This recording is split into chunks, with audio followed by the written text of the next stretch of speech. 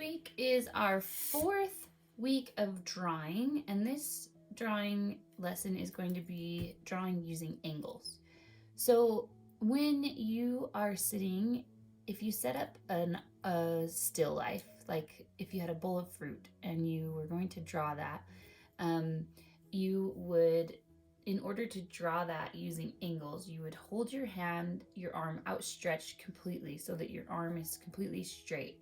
And then you would use your pencil like a plumb line. So you would just let it hang down and close one eye, and then you can use your pencil to see the angle of things. So right now the things that are in front of me are like paint bottles, and I have a mug and a container, and all of them have these sides that are pretty much perpendicular to the ground or the table, with the so they're almost vertical with my pencil as I'm hanging out here, with the exception of my water cup. So I can put my pencil on the side of that, and I can see the angle. So let me draw my water cup here for you so that you can tell what I'm talking about. So I have my pencil on the side here, hanging out.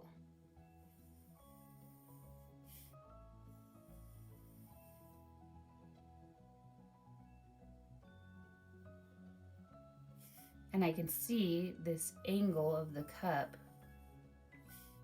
because if my pencil's straight up and down, I can see the space in between the cup. So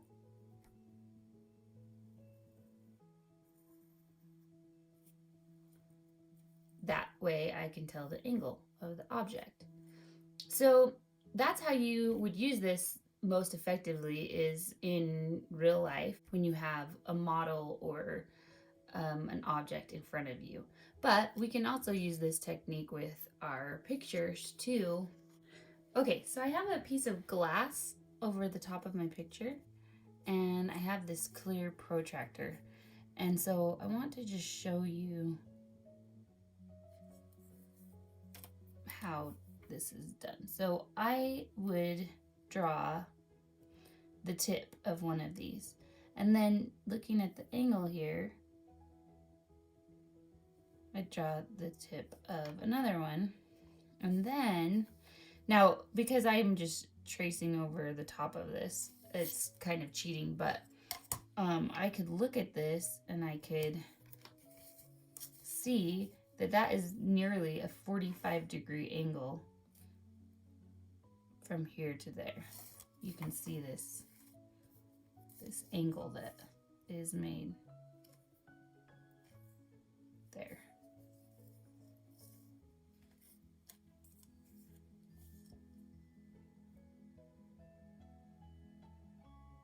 It really is almost a 45-degree angle. It's 45, 46, 47, 48-degree angle from there. And then I can look and see that this angle is just a tiny bit. It's not even. It doesn't go all the way. It does slant just a tiny bit here. As with this angle here, so there would be 90 degrees, but this is going to slant a tiny bit up. So what you would be doing with this technique, you wouldn't be drawing these lines necessarily. I'm just drawing them for the sake of demonstration, but you would just start drawing dots in using angles.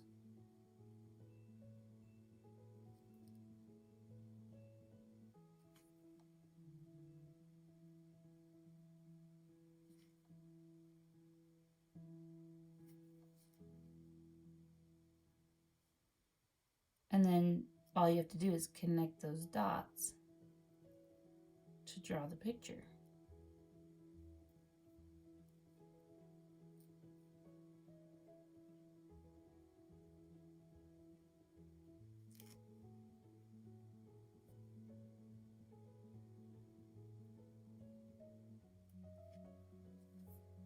So let me pull that off the object and you can see how I'm using those angles to draw my picture here.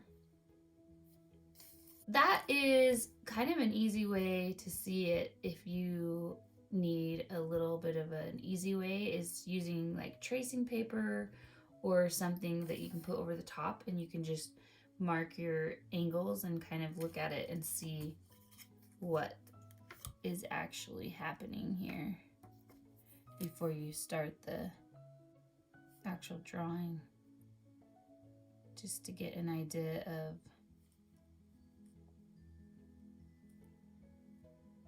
what you're looking at and what you're looking for in the drawing. All right, so this time I'm going to use a pencil because I want to be able to erase my lines, and we're gonna go ahead and begin.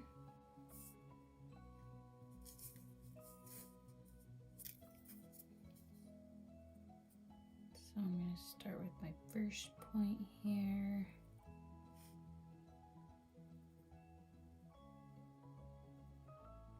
Down.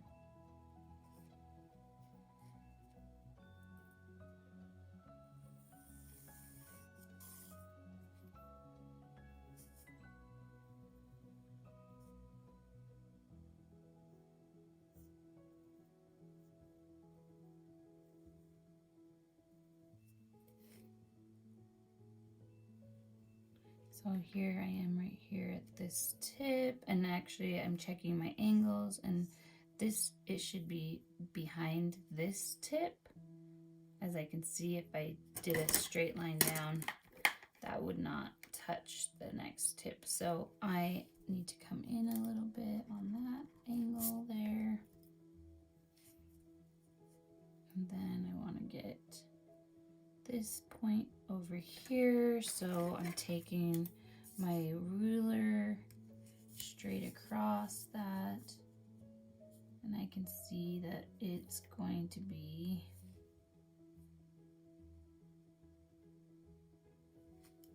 lower on the page.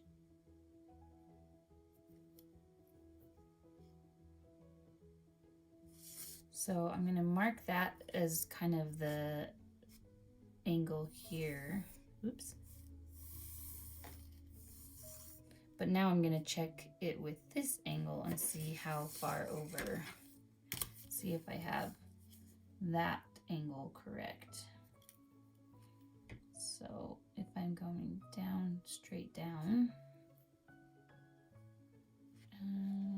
and to me, I actually don't have it far enough over, so it might actually come right off the page looking at the angle of that. Okay, and this angle from this tip of the leaf to this, I can see that it is, if I hold it straight down, it's to the left here. And then from this angle to that angle,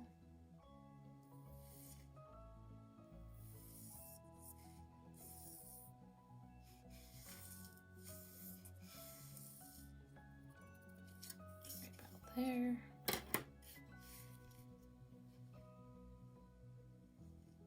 Now, if that scene, I mean, that's pretty big. I'm taking up a lot of space, and this flower's definitely gonna get to cut off the page, but so I could adjust that and make it all smaller, but I actually don't mind something new, something different here. So and now I'm gonna try and figure out where the center of this is.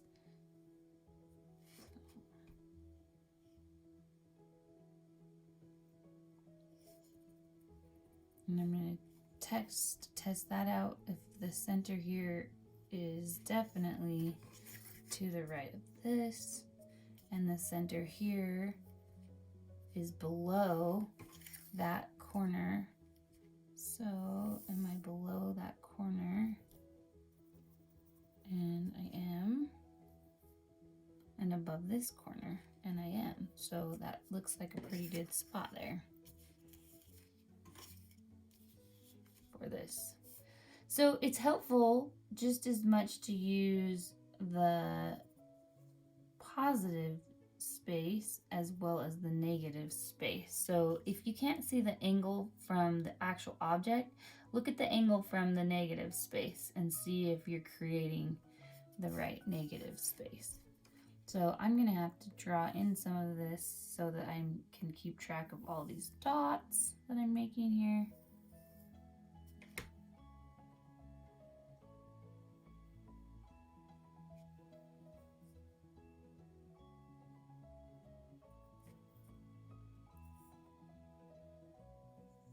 This process is definitely longer than gesture drawing that we did last week. Also, just take into account the angle of even the shapes and if you have the right angle there. And it's always handy or useful. This I find really useful in figuring out if I'm far enough over. So I have the tip of this shape, and I'm actually, if I go straight up and down, then I am past the tip of this.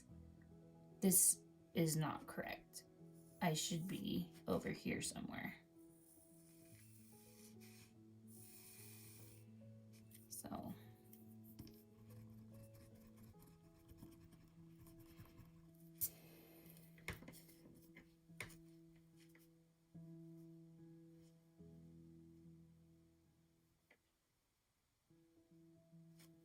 So paying attention to the angles is really very useful.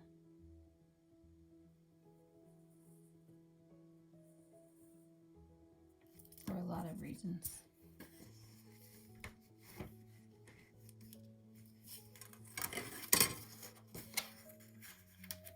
And to know whether I'm actually using my ruler properly straight up and down, I'm just using the edge of the picture frame. So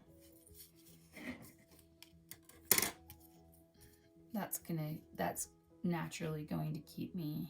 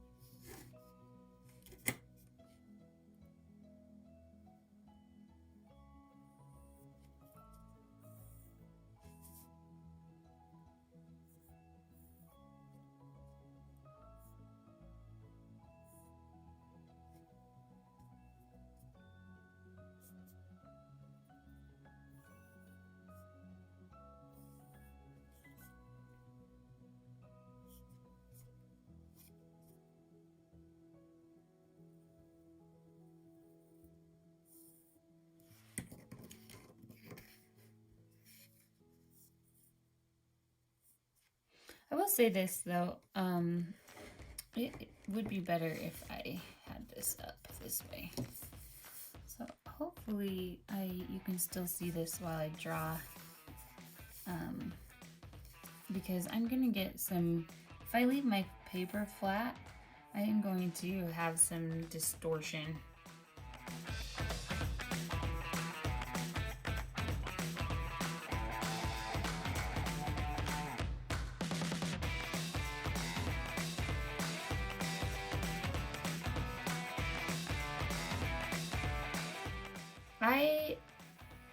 I use this method more more often. I don't usually draw my pictures entirely in this method like I am doing today, but I do use this method more as like to check my drawing. So usually I draw, either I'll do more of a contour line drawing when I'm drawing, or I draw the way that I'm going to show you next week is how I usually draw. And then I kind of use this method just to check my drawings.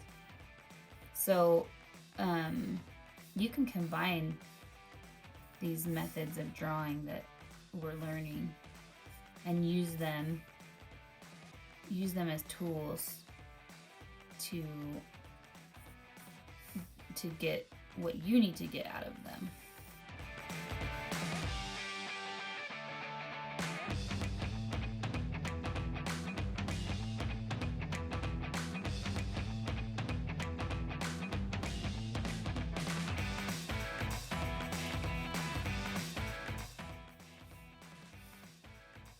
So this part of the flower is not just straight up and down, but I am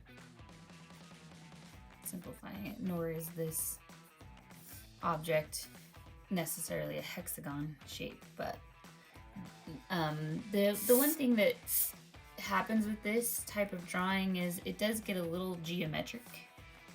It loses a little bit of its organic lines.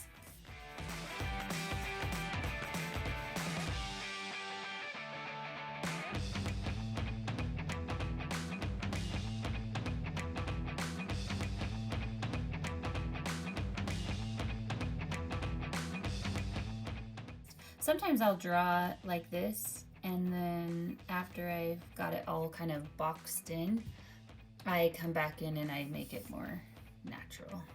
The lines more natural, more curvy and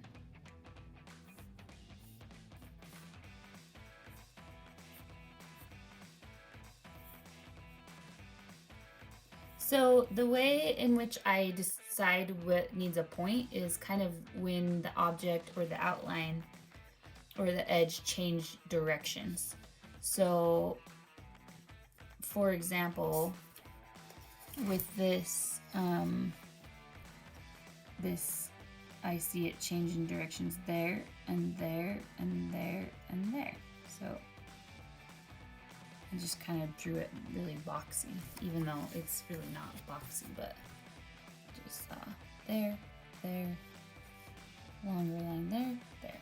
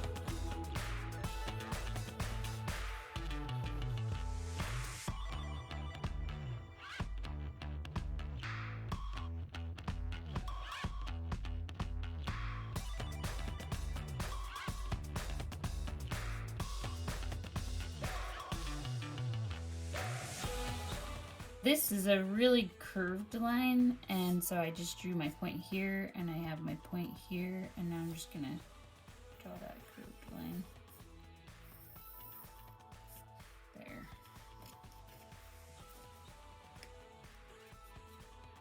And hopefully you can see how I'm using, I was using the negative space. I was trying to figure out if it looked right according to what I saw there in this negative space. right there.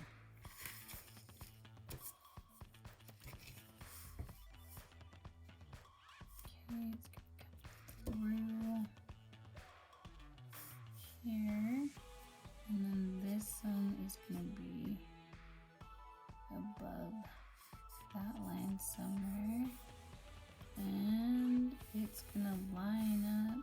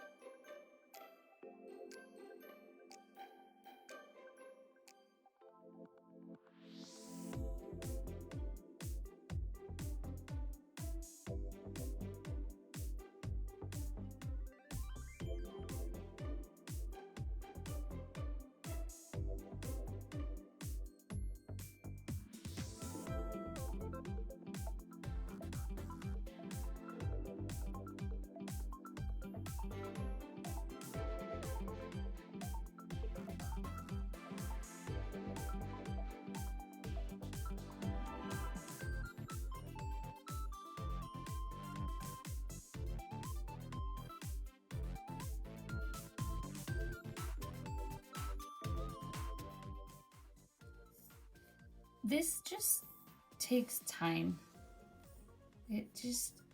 Be patient with this process here. It's gonna take some time getting used to it. It's gonna take some time trying to pay attention and learn how to use the angles.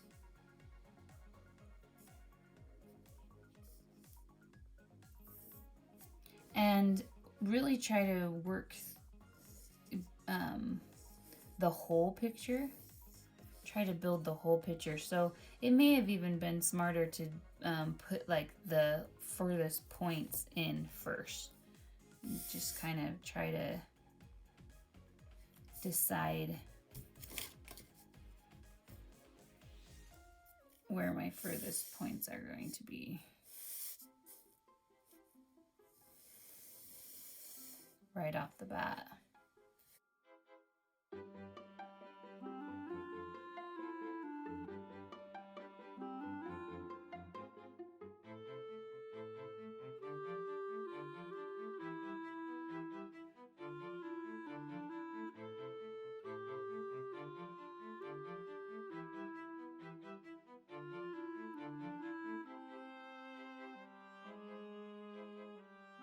It's kind of amazing though when you get it all put in there, when you get everything drawn in,